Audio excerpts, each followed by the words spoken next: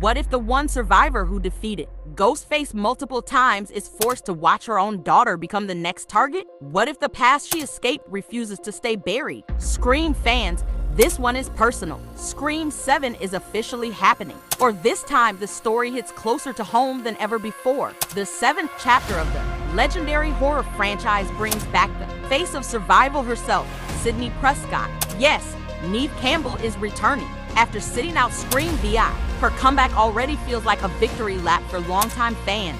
The movie is directed by Kevin Williamson, the original creator who wrote the first Scream in 1996. That alone changes everything. When the mind that started the franchise comes back to direct, expectations rise. It feels less like a sequel or more like a full circle moment. The film is written by Williamson along with Guy Bissett, based on a story by Bissett or James Vanderbilt. So creatively, this chapter is rooted in the DNA of the original film. Now here is where things get intense. The story follows Sidney Prescott living a quiet life in a small town called Pine Grove, Indiana. After years of trauma, she finally built peace. She has a husband. She has a daughter. She has distance from the chaos. Or at least that is what she thought. A new Ghostface killer emerges. This time, the target is not Sidney. It is her daughter, Tatum. That name alone hits longtime fans hard because Tatum was also the name of Sidney's best friend from the first film. That emotional connection cannot be a coincidence. The killer is not just hunting. The killer is sending a message. Isabel May plays Sidney's daughter, bringing a new generation into the nightmare. Imagine growing up hearing stories about masked killers, only to realize those stories are real. That fear feels different. It feels inherited. Courteney Cox returns as Gail Weathers, the reporter who survived multiple murder sprees. Mason Gooding or Jasmine Savoy Brown are also back as Chad or Mindy, continuing the legacy of Randy Meeks. Even more shocking, David Arquette is confirmed to return as Dewey Riley. Yes, the same Dewey who died in Scream 2022, his return is being kept secret, story-wise.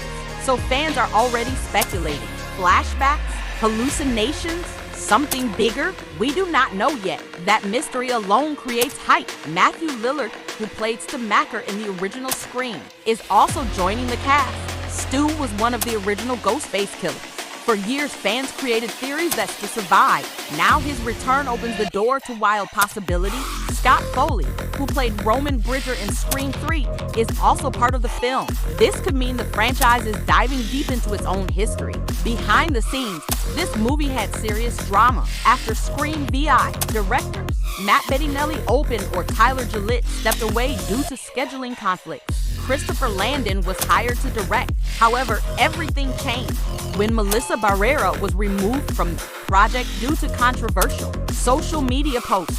Soon after, Jenna Ortega exited as well. Initially, reports said scheduling conflicts. Later, Ortega clarified that creative changes influenced her decision. The project entered what Hollywood calls a creative retooling. In simple words, the entire direction of the movie shifted. Christopher Landon also left the film, explaining that without Barrera, the movie he signed on for no longer existed. Online backlash followed. Landon even revealed that threats were made against him or his family, which shows how intense fandom culture can become. That chaos could have destroyed the film. Instead, it created space for something different. Kevin Williamson stepped in as director. Neve Campbell agreed to return. Suddenly, Scream 7 transformed from uncertain sequel to legacy revival. Filming began in January 2025 under the working title, Scar Tissue in Atlanta, Georgia.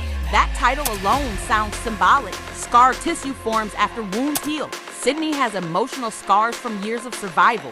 Now those scars are being reopened. The movie is set to release on February 27, 2026, distributed by Paramount Pictures.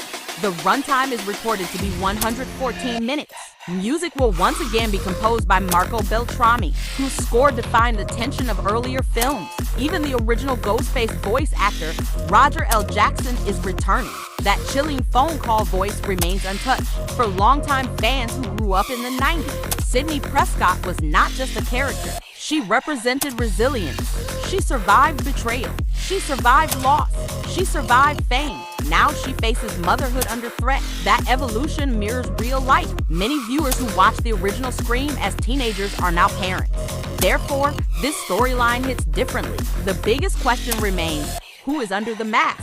Is it someone new? Is it tied to the original killers? Is this story about legacy or revenge? The return of legacy characters suggests something larger than a random copycat. If the franchise truly wants to honor its roots while moving forward, this chapter has the perfect setup. Family stakes, original creator directing, legacy cast returning, real-world controversy reshaping the narrative. All the ingredients for a memorable horror event are here. So the question is simple. Can Sidney Prescott finally end Ghostface once, or will this nightmare claim the next generation? February 27, 2026?